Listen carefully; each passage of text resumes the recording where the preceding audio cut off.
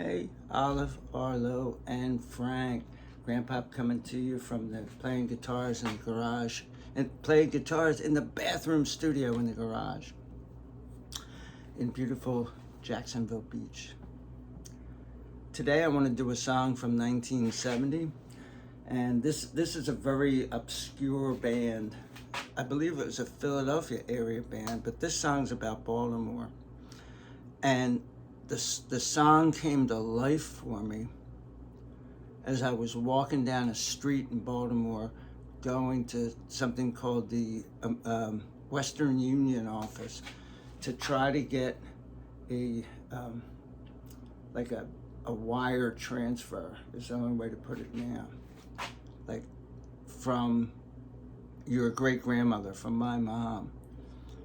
So what happened was, this in the early 1970s, maybe about 73, but it could have been 72. I was out in California, so I decided that it was time to go home. And I started hitchhiking. I got to, I think, outside of Las Vegas, and got stuck there for a couple days, just like nobody would pick me up. And then finally somebody came along with an Airstream trailer, like a 30-foot long Airstream trailer, and picked me up. It was this lady with her child, I think a little girl, and they were going back to someplace in Pennsylvania. And they said, well, we'll take you as far as we're going, but we're going to make a stop. When they got out to the East Coast, they were going to go south a little bit, I think into North Carolina, and spend a week there. And the lady said, look, you can stay here. You'll just be home a week later. So I thought, no, I'll get off when they turn south, and I'll head north on Interstate 95.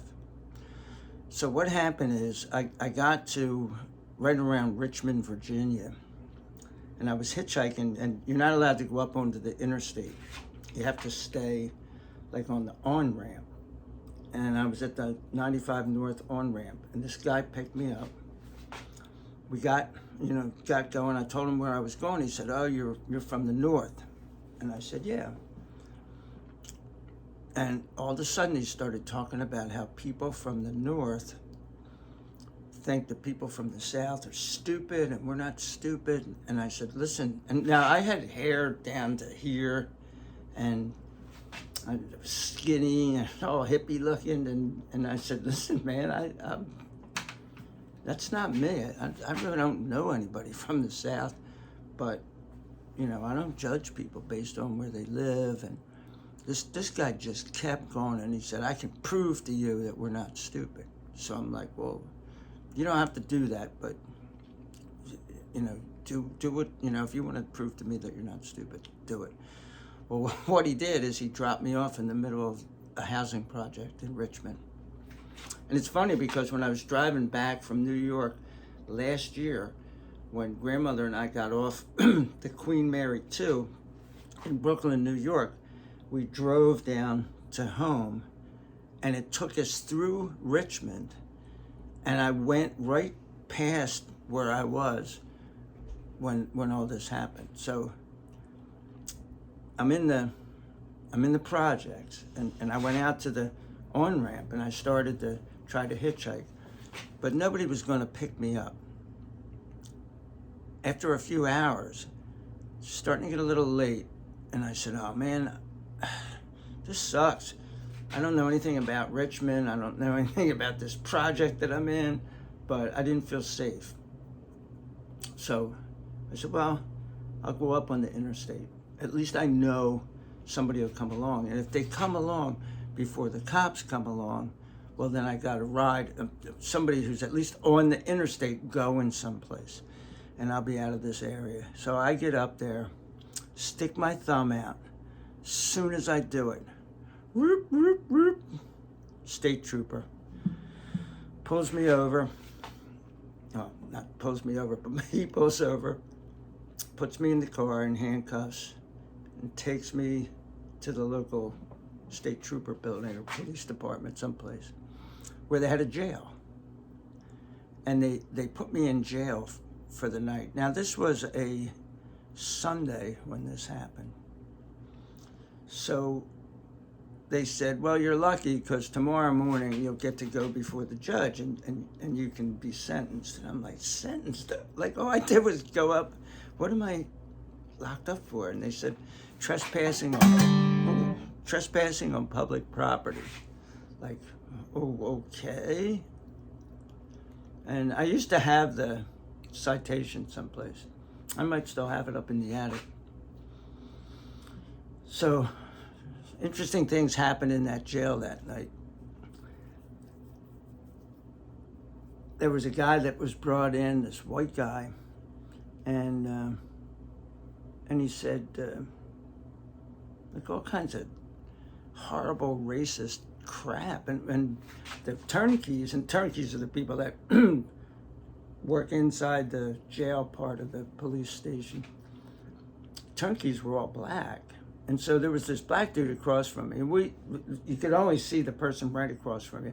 So we started talking, and the guy said, yeah, I was up on the interstate, and I was too drunk to drive, so I just pulled over the side and took a snooze, and the next thing you know, it was probably the same cop got him.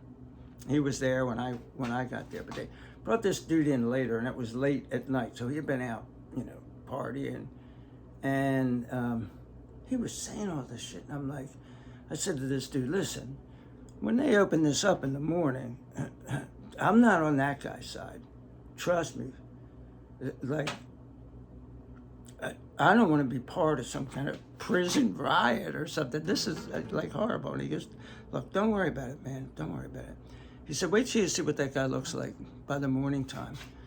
So they beat the snot out of him that night, apparently, because he was all messed up in the morning. It like dried blood all over and black eye and stuff. So they just took him aside and whomped him a little bit and then threw him in the jail, let him sleep it off. So we all get up in the morning and we go to the local magistrate in Virginia. And they said, judge said, everybody who's, they called, it's called the docket. So they called our cases all at once, all the hitchhikers, all the people that were locked up for the same thing. And it turned out that there were maybe 10 people. And they said, all the people who are going south, step forward, because we're in a line. So they all step forward, 9 of them will say. And I'm standing all by myself, and I'm like, oh, this is great. Guys got, the judge has this thick Southern accent. I already dealt with the fact that this guy's telling me I can prove that Southern people aren't stupid, and I'm like, man, this is a nightmare. I'm gonna die. I think I was 20, so it was 1973, and they get sentenced to whatever it is. And it was probably very similar to my sentence. They put them on a bus, sent them to the first place outside of Virginia. So then those people all leave, and it's just me. And he says, well, I take it, son, you're going north. I said, yes, sir, I am. He said, well, north of us is the beautiful city of Washington, D.C. In Washington, D.C., everything's free, and they don't care what you do. But in the Commonwealth of Virginia, we care what you do. And we can't let you just go up on the interstate when there's a sign there telling you not to do that. So he asked how much money I had, and I told him. And he said, well, son, that's enough money to buy you a Greyhound ticket to the beautiful city of Washington, D.C. And I don't ever want to see you in my court again. And I said, thank you, Your Honor. So the next thing you know, that they take me in handcuffs from the jail And this guy, he was a cool guy, takes me to the bus station. And he goes, okay, well, you got to buy a ticket. So he's got to like get my money out and everything. And I said, I want to get to Philadelphia. I don't know if I have enough money to do that. Well, it turned out I had enough money to get to Baltimore.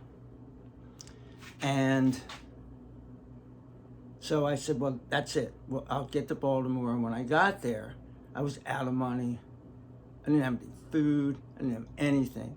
So I had to call my mom, collect. Fortunately, she was there, and she definitely took the call. And I had figured out what I needed to do to get the money. And it's called not a telegram. It's a moneygram. That's what they call them. But I think you can still do it. It's really like 20th century kind of stuff. Go get a MoneyGram. Hopefully you will never go get a MoneyGram, kids. That means you hit rock bottom. Even back in 1973, it kind of meant you hit rock bottom. So I'm there walking around the streets of Baltimore, and I thought about this song, from this song called Dancehall Girls by Frazer and DeBolt. And the line is, my sense of time, hell, I'm a week behind. I sent a letter home, but this all takes time, I want to get some money. I want to go back home.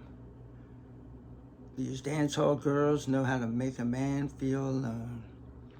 Is this the way it always is here in Baltimore?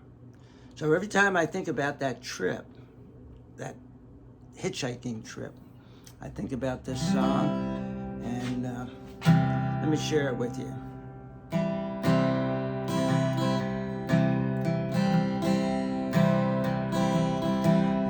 Dancehall girls, they treat you kind.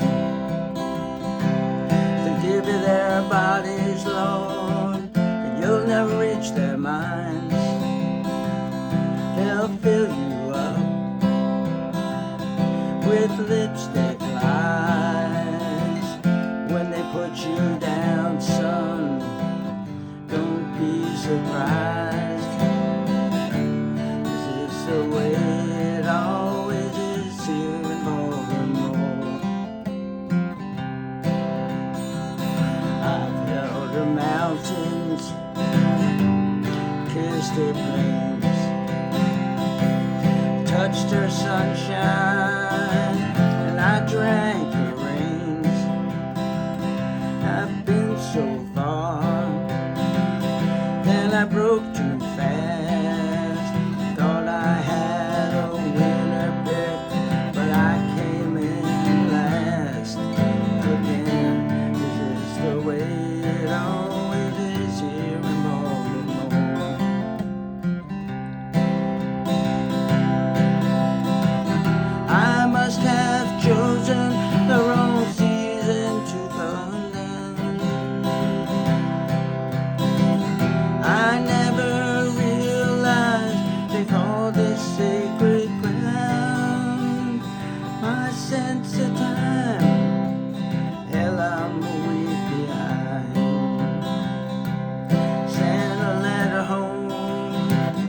This all takes time, Wanna get some money, I wanna go back home.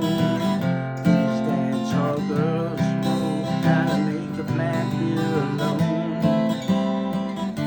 This is the way it always is here in Baltimore.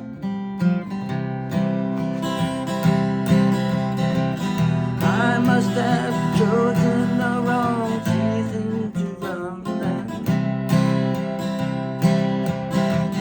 I never realized they called this sacred ground. My sense of time, well, I'm a week behind. Give you their bodies, but you'll never reach their mind. They'll fill you up with lipstick lines. These dancehall girls say they can't stand to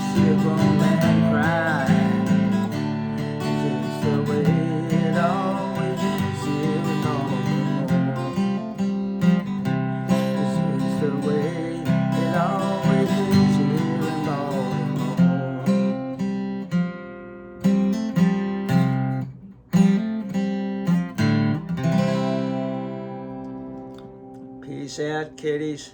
It's probably no better in Baltimore now. Stay away from it.